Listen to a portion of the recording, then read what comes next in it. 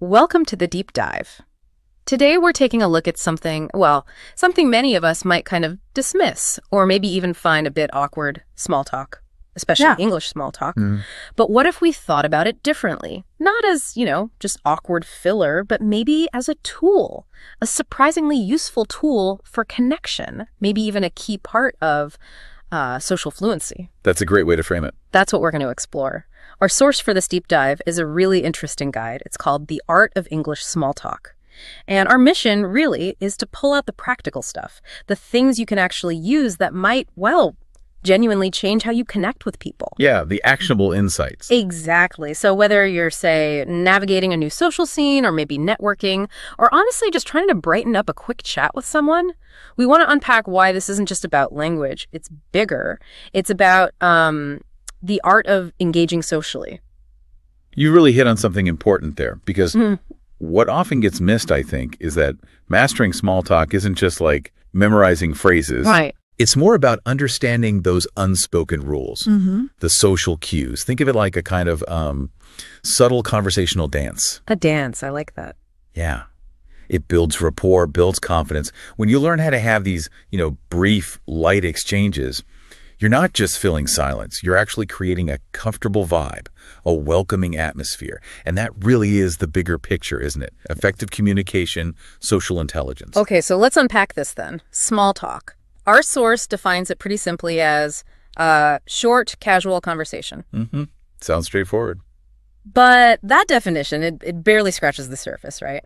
Its real purpose, as the guide points out, is to help you sound friendly, confident even, setting a positive tone before you get into anything deeper. Okay. So where do these moments actually happen, and why is knowing those contexts so, crucial for all of us? Oh, they're everywhere, really, once you start noticing. The source points out obvious places like, the office maybe waiting for a meeting to start, or by the coffee machine. The classic water cooler moment. Exactly. Then you've got social events, parties, where you're meeting loads of new people, even just in a cafe, chatting with a barista or maybe the person at the next table. Or while traveling, you mentioned. Yeah, striking up a conversation with a fellow passenger. Yeah. Understanding these scenarios is vital because it helps you spot the opportunities in your own day. Ah, okay. Seeing the chances. Right. And what's really fascinating here, I think, is how this simple act, it acts like a social bridge. It's a really low-stakes way to kick off a connection. You don't have to dive into intense stuff straight away. Right. No pressure. Exactly. You're kind of testing the waters, creating a comfortable zone, setting a baseline of friendliness. It just primes the interaction, sets a relaxed tone. That's invaluable, really, in all sorts of social settings, formal or, informal. Okay, so if small talk is that first bridge, what are the safest ways across? Our source gives us this great guide to what it calls safe and easy topics, a sort of go-to list, right? The things that generally won't make things awkward. Can you walk us through some of those, and maybe why do they actually work so well? Absolutely. Well, the classics are classics for a reason, aren't they? Take the weather. It's really hot today, isn't it? Can't go wrong with the weather. Pretty much. Yeah. It's simple, observational. Everyone experiences it. Then there's work or study. How's work going? That's common ground, allows for a quick check-in. Okay. Travel's another good one. Have you been here before? Or maybe, are you from around here? Those open things up a bit. Shared experiences, maybe? Exactly. Food and drinks, always a winner. This coffee is really good, isn't it? Or, are you enjoying the food? Yeah, easy. And finally, current events, and this is key shared neutral events. Like maybe at a conference, that was a great presentation, or talking about a local festival everyone knows about, not, controversial stuff. Yeah. And to your question about why they're safe and effective, it's mostly because they are, impersonal, or they're things you can both see, or just common shared experiences. The weather, like we said, everyone's in it together. Psychologically, that creates this sort of situational common ground. Ah, okay. Makes sense. Yeah. Makes it easier for our brains to just process and respond. Lowers the cognitive load, the social risk. It primes us for connection, but doesn't demand any real vulnerability. Right. These topics let you connect on a surface level, just warming things up instead of, diving into deep emotional stuff straight away. Yeah. It's about finding that shared low-stakes reality first. And just as vital as knowing what to say is knowing what not to say. what to steer clear of. Oh, definitely. The source has this really important avoid list. Things you should really keep in mind for casual chats. We're talking personal, sensitive stuff like money, politics, even age. Crucial red flags. Yeah, these are the things that can just slam the brakes on a comfortable conversation, make everyone feel, well, awkward. Maintaining that boundary is just so important for comfort and respect. But beyond just, don't be rude, what are the sort of social implications of avoiding these? Indeed. And the social implications are pretty significant because these topics, they tap into really deep areas: personal identity, privacy, strong opinions. Right. Bringing up money, for instance, can feel intrusive. It might imply you're judging their financial situation. Politics, that can ignite arguments super quickly or expose beliefs maybe best saved for relationships where you've actually built some trust. Yeah, definitely not for a first chat. And asking about age, especially directly, it's often considered rude in many cultures. These topics create discomfort. They can lead to arguments or maybe reveal way too much way too soon. They basically undermine the very connection small talk is trying to build. Turns the bridge into a minefield, kind of? Exactly. That's a good way to put it. It turns that friendly bridge into a social minefield. Yeah. And, if someone else accidentally brings up one of these topics, a gentle way to redirect might be just to say something like, interesting point. Speaking of link to a safer topic. Or maybe just, I tend to keep things light when I'm just getting to know someone. It's about gently steering, not confrontation. Okay, brilliant. Now let's get to the really practical tools, the toolkit. Our source gives us this set of easy-to-use phrases. They're almost like magic keys, aren't they? For starting and, importantly, keeping a light chat going. These are phrases you can basically just plug and play in almost any situation. So what are some of these go-to phrases, and how do they work as social lubricants? Yeah, social lubricants is a great term for them.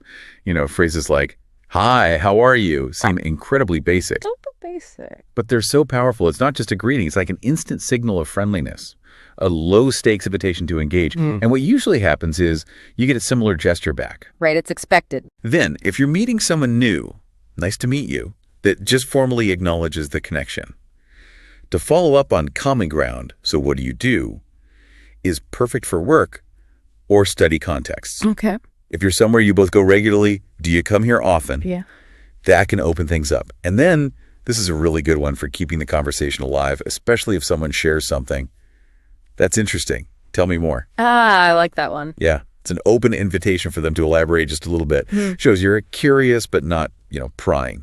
These phrases, they're not just words, are they? They're social signals. Hi, how are you? It kicks off a standard social ritual. You expect a polite, usually brief, positive answer back. It's less about their actual state, really, and more about acknowledging presence, showing willingness to interact. Right, it's the ritual. Exactly. And that's interesting. Tell me more. That one's especially effective because it shifts the focus squarely onto the other person. It signals genuine engagement. It encourages them to share a bit more. Makes them feel heard. Precisely. It's like a verbal nod saying, I'm listening and I value what you're saying. That active invitation to elaborate, that's fundamental for building rapport, making the other person feel well heard. That's a really great breakdown of how these simple phrases carry so much social weight. Okay, so let's see how all these bits, the topics, the phrases fit together in practice. Our source gives us a neat little example conversation. It really shows how this stuff flows naturally. Think of it like a mini demonstration. Okay, picture this. Starts super simple. Person A says, "Hi, how are you?" Person B replies, "I'm good, thanks. How about you?" Person A, "I'm fine, thanks." Basic pleasantries done. Sure. Then person A introduces a safe topic. The weather is really nice today. Person B agrees, maybe adds a little something. Yes, perfect for a walk. See how easy that feels. Yeah, very smooth. Then a natural shift, still light. By the way, do you live around here? Person B gives a brief positive answer. Yes, just nearby. And finally, a polite closing. That's great. Nice talking to you. Short, sweet, effective. A textbook example of just making a light connection. Yeah, and what that little example shows so beautifully in its simplicity is just how elegant and effective small talk can be when it's done right. Right. Each line just builds gently on the last one.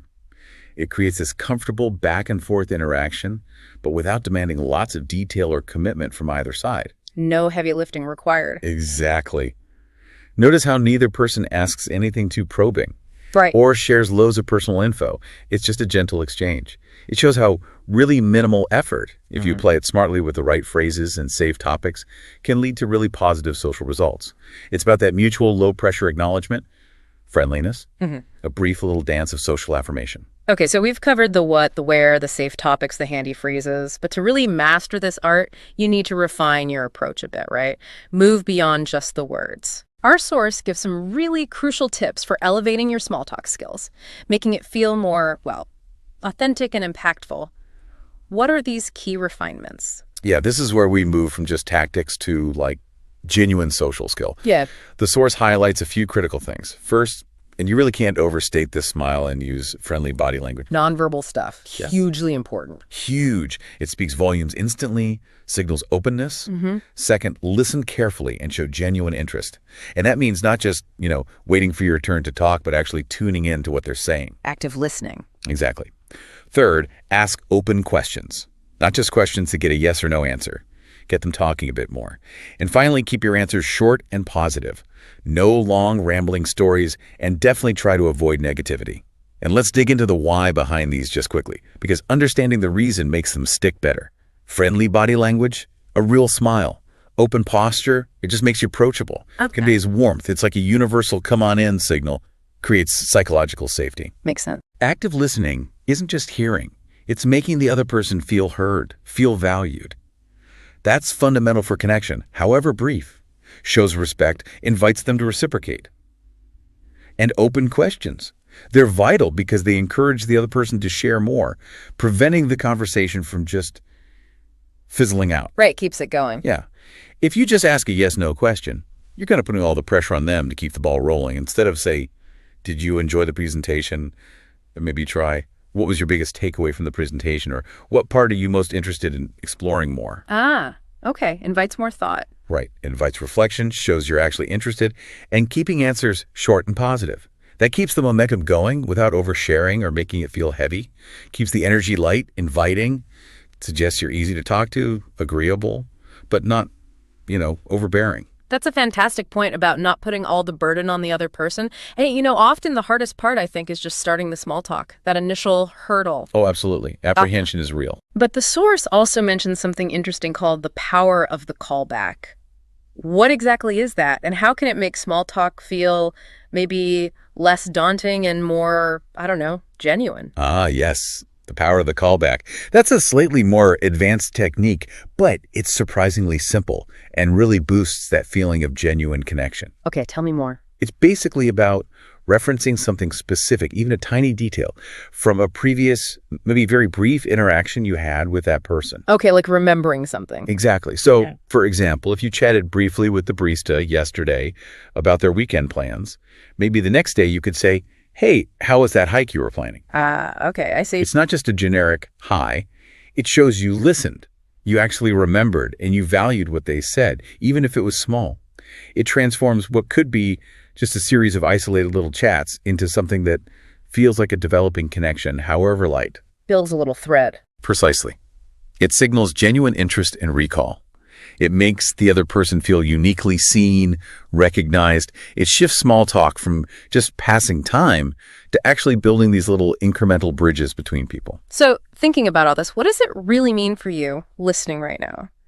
Well, by consciously trying these things, maybe just a simple smile, really listening, asking one open-ended question, keeping your answers upbeat, maybe even trying that callback thing. You're not just, having a chat. You're actively building these small, genuine connections. You're projecting confidence, even if maybe you don't feel it inside at first. And that confidence, that simple willingness to engage, it can open so many little doors and just make your daily interactions feel, richer and more enjoyable. Yeah. It turns small talk from maybe feeling like a chore into feeling like an opportunity, a chance for a positive little social interaction. So, as we wrap up this deep dive, let's just circle back to that core idea. Small talk is simple, yes, but it's also a really useful skill for building connections in everyday life. It's not about being the loudest person in the room. Not at all. It's just about making a gentle, positive impression. And honestly, with a little bit of practice, these interactions really can start to feel natural, maybe even, dare I say, enjoyable. That's absolutely right. Small talk is definitely a learned skill. Nobody's born knowing exactly how to do it perfectly, And yeah, it can feel uncomfortable for lots of people, especially at first. For sure. But when you apply these ideas thoughtfully, using those safe topics, the practical phrases, maybe even those deeper techniques like the callback, it really can enhance your social interactions quite significantly and boost your overall confidence, especially in any English-speaking setting. It's a fundamental piece of social intelligence, really. And maybe here's a thought for you to take away today. Just consider how often you actually encounter opportunities for small talk in your average day. They're probably everywhere. Think about that moment at the coffee shop, or maybe waiting for an elevator, or standing in line at the grocery store. What surprising new connection could you potentially make? Or what small moment of brightness could you create just by trying one simple small talk phrase? Or maybe even trying a callback if the situation fits. How might just a brief, friendly chat open up some unexpected little opportunity, or honestly just make your day, and maybe someone else's day, just that little bit brighter? Give it a try.